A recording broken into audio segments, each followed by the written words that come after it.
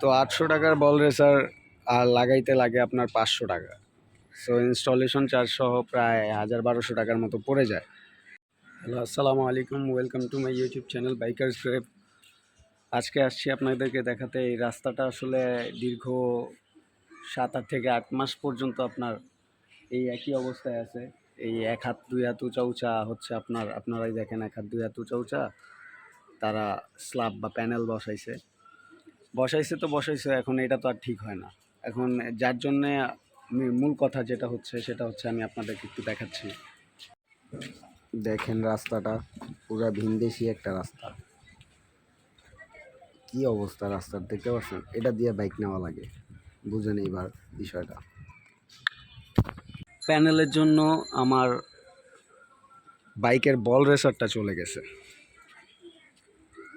আমার বাইকের বল রেসারটা ক্ষতিগ্রস্ত হয়ে গেছে। নতুন বল রেসার লাগানো হয়েছিল আপনার প্রায় 2-3 মাসও হয় নাই।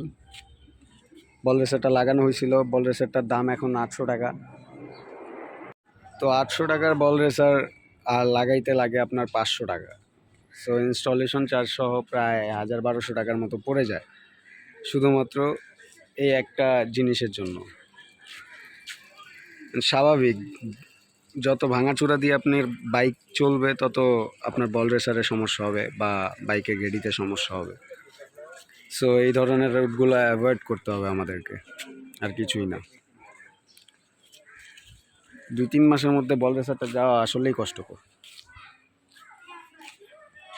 সো বন্ধুরা, বাইকের বল রেসারকে সুস্থ এবং সবল রাখার জন্য আসলে আমাদেরকে এই ধরনের রোডগুলো অ্যাভয়েড করা উচিত। বাট রোড কি আর অ্যাভয়েড করা যায় বলেন?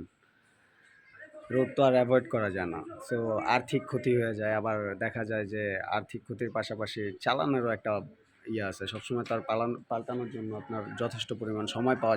সুস্থ থাকবেন, ভালো থাকবেন, আর ভিডিওটা ভালো লাগলে সাবস্ক্রাইব করবেন। ধন্যবাদ, আল্লাহ হাফেজ, আসসালামু আলাইকুম।